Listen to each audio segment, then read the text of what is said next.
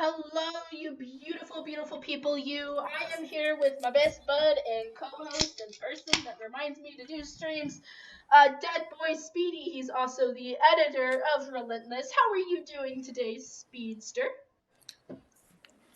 Doing Let's good. kidnap Charlie. Hi, Charlie. I'm also here with Charlie. I have kidnapped him as well. What happened? What? Did I get distracted from here? What happened? Welcome to the Yes, you've been beautiful here. stream that Speedy has been begging me to do, and I mean actually begging me on his hands and knees, going, "Please, Popefire, can we do this stream?" and I was like, "I guess." No, but You know what happened? I was in the middle of a conversation. All of a sudden, I'm like, "Wait, what?" No, but seriously, this is something we've been wanting to do for such a long time. He wrote this badass article, and the people he wrote it for said people aren't interested in it, so we're gonna prove them wrong and kind of show that people do want to see this stuff. So if you guys do not mind liking and sharing this out so we can get as many people in here as possible so they can hear this beautiful article that Speedy wrote, even if you're just playing it in the background, help us get some people in here. Help us make this one of the most popular streams. Go bug Manny. Go bug Ortiz. Tell them, like, go help us out, guys. All right. Now, this is, of course, over Cyborg and Sarah Sims, the couple in Titans that was supposed to happen, but then Marv got some feedback of people that didn't like mixed relationships, and he decided not to put that in two new Teen Titans. Why is that dumb, Speedy? Yeah. It's dumb because, for one, not everybody's going to agree, for one, and two, if you're telling a story and you've spent 5 years worth of issues were put into it, yes, from 1980 to 1985, there were several issues building this. You just derailed the story. It'd have been one thing if he'd have changed his mind based on this before the romance started blossoming between the two. But to do it after several years, to me, was just bad, especially if this statement that he made was actually true. Because I will say this to make sure that I'm being completely fair, that the only place where this quote can be found so far is Wikipedia. However, let me see. This is what he said, what he was alleged to have said about the issue. Hold on a second. What he allegedly said whenever he was asked about Victor and Sarah being a romantic couple, he said, "Not necessarily. At first I thought of it, then decided there was nothing wrong with a good, healthy friendship that isn't based on sex. I received a letter that sort of helped me change my mind from a black leader." Don't know who that black leader is, mind you, but from a black leader who felt that we had seen a lot of interracial relationships, but we haven't seen that many good, solid black relationships to show that a black hero doesn't always go together with a white hero and vice versa. And that sort of got me thinking. That came very early in a relationship, that it made a lot more sense in terms of their needs to be very good on a platonic friendship level. He has no girlfriend who he is totally in love with in a sexual way at this time. He's just very good friends with her. And that in and of itself is a slightly different relationship. Now, here's what I will say about that particular statement, too. It's worth noting that he said in this quote, it's claimed that he decided that early on. But if he actually said that and that's what he was thinking, why would he have spent so many years building that? I mean, keep in mind, what were you going to say? Okay, when you think of the Teen Titans relationships and when you think of the black superheroes that are on the Teen Titans, Bumblebee and Harold are two of their most popular black Teen Titans, and they are in a steady relationship and were, at the time of the original Teen Titans run, as well as into New Teen Titans. So this should kind of tell you that the person that sent him this letter didn't really like the Titans. He just jumped on because it was popular, much like modern uh, modern drama people and modern SJWs. They latch onto something because it's popular, and then they use ethnicity or sexuality as like a point to go, well, this is how I feel and this is my personal feeling, so please change it for me and me alone. Yeah, and that's definitely a possibility there, especially if this is something I was actually said. And what's one of the things that had me thinking though is if he really decided that early on, Mm-hmm. then why did it get to the point where, let's keep in mind that in Terror of Trigon, one of the things that haunted Cyborg was the thought of Sarah and the children turning evil. And one of the things she said was he made me love him whenever the evil Sarah, that's what she said in that issue. So it's like if they were going to put that much time and energy in building up the possibility for Right. romance, why would he have there? I can't believe that he would have already thought to have torpedoed it early on if it was that long into into his run's history. Right. I'm not convinced of that. Is there any But on top of Marvel that too, characters that Sorry, I was bullying no, people in Discord and moving them around. No, and that is very interesting because we know Marv thinks ahead.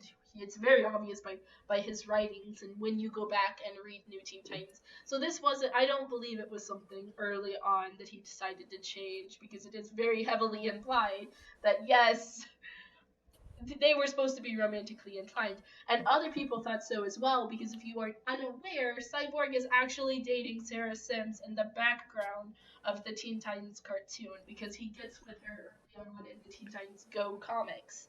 By the way, Teen Titans Go comics are the yep, original Teen Titans tie-in comics, and I hate that Teen Titans Go stole its name from them. Really makes me angry. yep. Yeah, it is annoying. And one of the cool things about that about that comic spinoff, is the fact that Sarah was pretty much written like her original counterpart. She was a teacher for handicapped kids and everything. And one of the things that we had to keep in mind is when it comes to Sarah Sims was that she was created specifically to ground Cyborg in reality. Like in, I want to say it's either Volume 1 or Volume Two's introduction, when you get the trades, Wolfman said that characters like Terry Long, Sarah Sims, and like other civilian characters were meant to ground the heroes in reality in a way that makes you feel like, okay, this could easily happen if I walked outside of my door. Right. So, Well, and then let's consider too, when it comes to Sarah as well, that the second that they nuked the relationship, what happened to her? yeah, okay. Her role got diminished As a significantly. massive Teen Titans fan, I honestly, when I was talking to Speedy about this, I was honestly like, I don't even remember what happens to her. She just kind of disappears from comics. And one of the reasons why I liked her as a character is because she's not a superhero, but she's still doing really heroic things. She's helping children, she's helping Cyborg. Like, she wasn't somebody that was just like Terry, who was kind of just there to fill like a love interest role. She was actually helping this character and developing him in a way that made him more comfortable with not only his surroundings but with himself. And it was just such a slap in the face to kind of write her off like that. Especially when he does get a Yeah, girlfriend and her name is also Sarah. yeah, that part was pretty funny. Sarah Charles, Yeah. and but yeah, I was like, Sarah was the first to see him as something other than a monster that he outside of the Titans, mind you.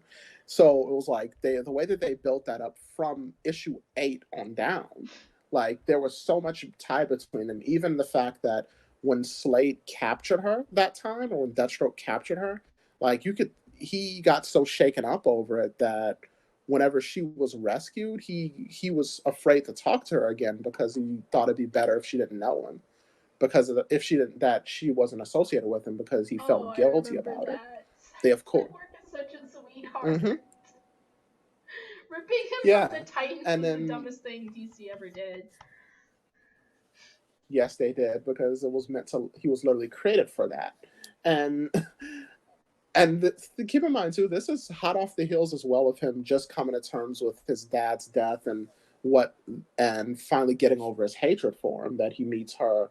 And this is also after Mercy basically told him to get lost because or whatever her name was, his ex at the beginning of the comics basically told him to buzz off because her parents didn't want her seen with him, which was unfortunate. Then she got killed by brother blood. So that said, it was like you see things like that. You see the issues where he even brought Raven over to help the kids, like just to help work with the kids and everything with Sarah. Then you see him as one of the high points. He even took her out to Donna's wedding as his date, where she was even, and there were several times where she would refer to him as being like gorgeous or beautiful, I mean, because saying Cyborg if they is a don't gorgeous love you man. like I do. He's a gorgeous man. even half robotic, he's pretty handsome to look at. Yeah, so it's like there was clear romantic intentions between these two that was built up over time, right. and there was even when he was talking to his family, he's like talking about how much he likes the girl, likes Sarah, and then right before he called her and invited her to be in Donna's wedding. So there was a lot of history between them just for it to where the second Crisis ends, he goes out now, or right before Crisis starts, he shows up and she's with some new dude who was dating her, who magically ended up dating her, and now, granted, the way that they wrote it, I will give them credit that things like that probably do happen, more than likely happen in real life, where someone who they're interested in each other, but then it just happened. Mm-hmm. It just sort of happened. That kind of does happen. But again, it was insulting because so much time and energy was put into this arc that they torpedoed it with that. What to me was just, again, really stupid. And it's like, this was a storyline that developed Cyborg from just being an angsty, angry, self-hating person into someone who was a lot more confident in himself. So it's like, to me, the best payoff would have been to have those two become a couple. Or because at least have it actually end, not just have her disappear from the book entirely. Real quick, I do want to say that we got Raggedy here, so you know what that means, Speedy? Yeah, what's up? Furry hate. The Outlaws! It's an yes, the Outlaws are back.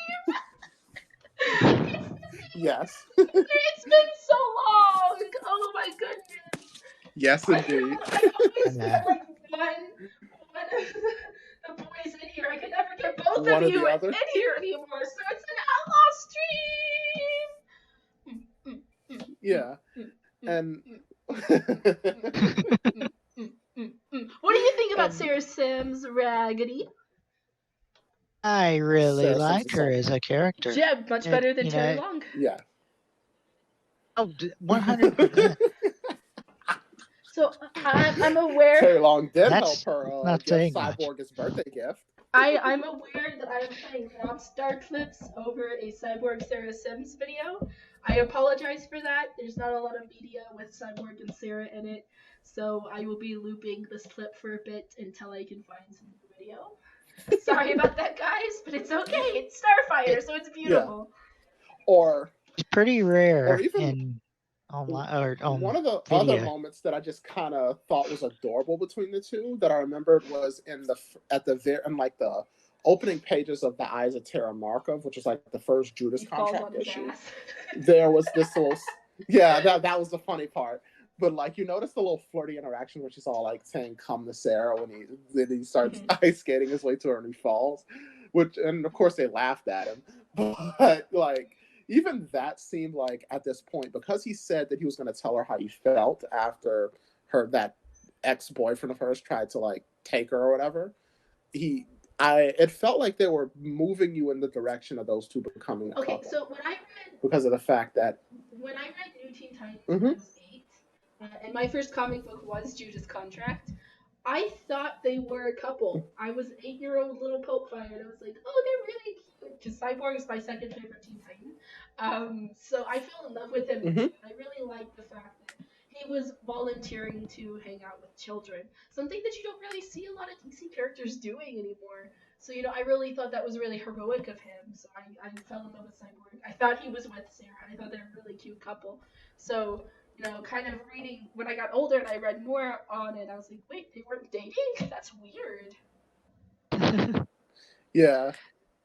I wouldn't be surprised if they introduced her to Doom Patrol Season 2.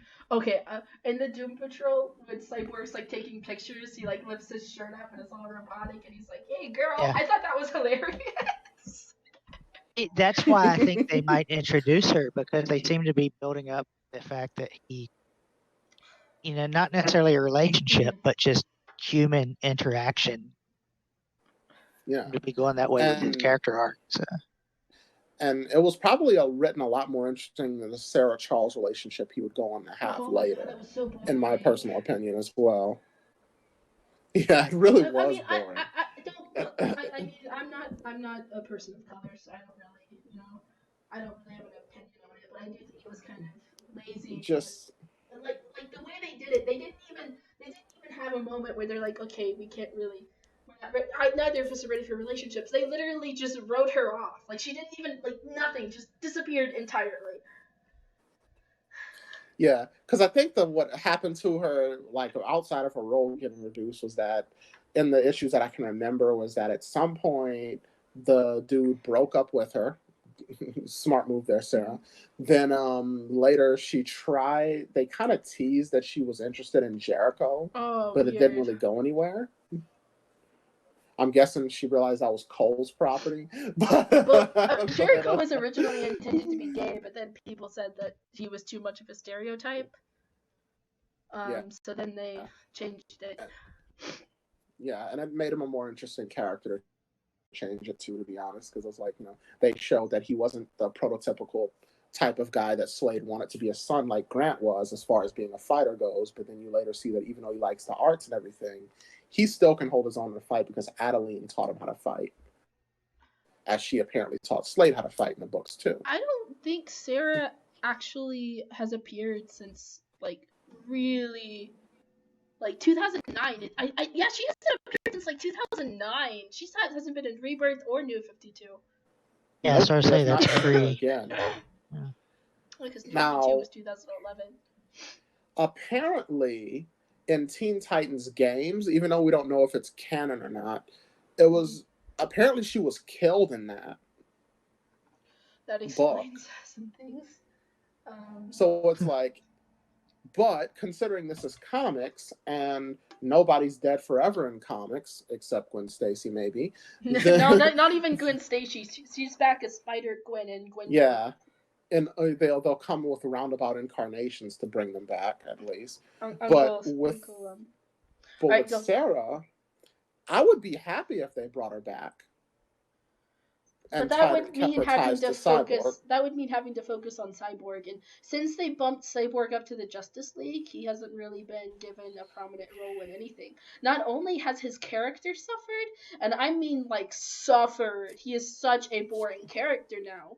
But everything about him from his lore is because they what they had to do was they had to power him up to put him in the Justice League, which was something that he really doesn't need because his whole stick is somebody that's trying still to be human. And when you make him so overpowered to where he can compete in the Justice League, you kind of make it to where he loses his core principles, which was still trying to remain human. Yeah, especially when all of all the time and energy Wolfman put into humanizing him is no longer there. And there's no effort and there's nothing interesting to replace it with. Because, Wolfman's not writing it. Well, they really did make him.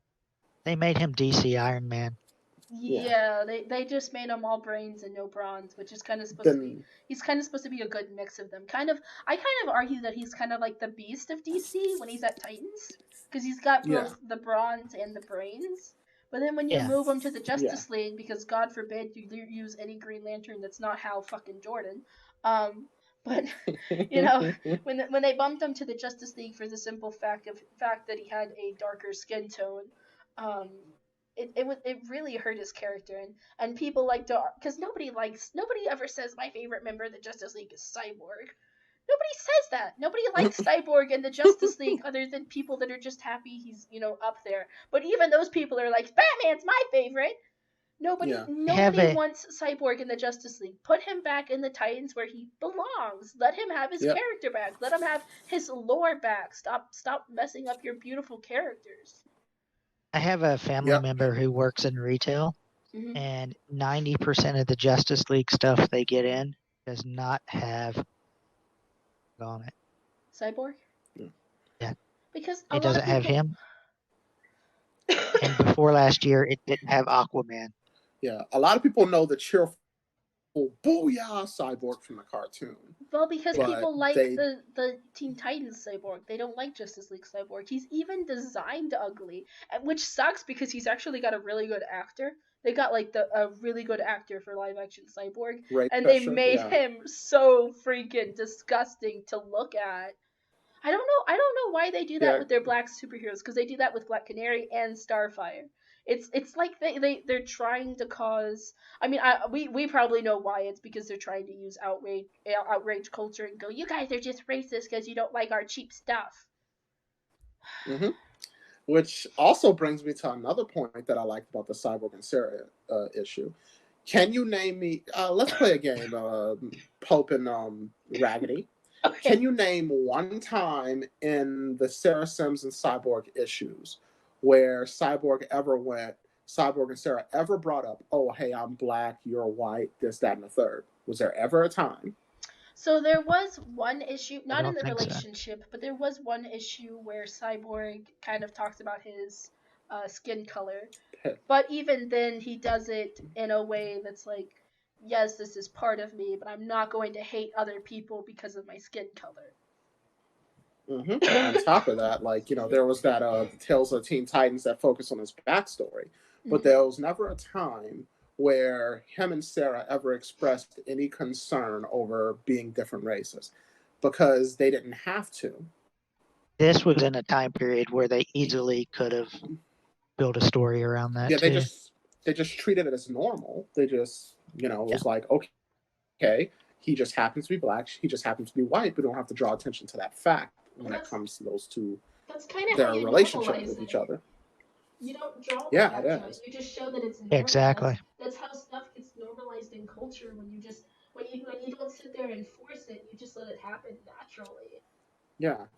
You don't point out that it's out of the ordinary. And here's the thing, I don't really think of any like mixed race couples from like comics in the 70s and 80s. Yeah. Because even Storm, like, she was hinted to have a relationship or like an attraction to Wolverine, but even that didn't go anywhere. It was almost like they were scared of mixed relationships back then. Yeah. In the 90s, they hooked her up with Forge. But yeah, back in the 70s and 80s, was Misty Knight and Danny Rand, they've been a couple for a while. Misty Knight Manifest. Yeah, that's what I was trying to think of. In the Netflix show. And then, like Luke Cage and Jessica Jones were. But they weren't till the 90s. They weren't towards the 90s. Yeah, true. Or the 90s. Wasn't Jessica Jones a 90s character? Because I know Luke Cage is 70s, but actually, I think she was made probably even later than that. Don't know the whole Heroes for Hire group very well. Yeah. Let's just remember, Jessica Jones is a Bendis character. Yeah, so she's 90s. She's got to be like late, like 90s, early 2000s. Yeah. Let me just Google when she was. Ironically, the X-Men were more likely to put a blue person with a white woman than black person. Yeah. And let me see. Did Peter Parker ever date Glory Grant? The black girl. Briefly, yeah. I don't know if it was ever serious, but yeah, I actually have a comic where they go on a date. Yeah. It was a Marvel team up. The Daily Bugle. Yeah. It was a Marvel team up where he teamed up with Ghost Rider. Yeah. I wonder why Disney hasn't put her in their movies yet. But Glory Grant's a pretty good character in the supporting cast. But That said, though, point being, though, like with this whole thing with Cyborg and Sarah Sims to me, there's a very organically written relationship for most of its time.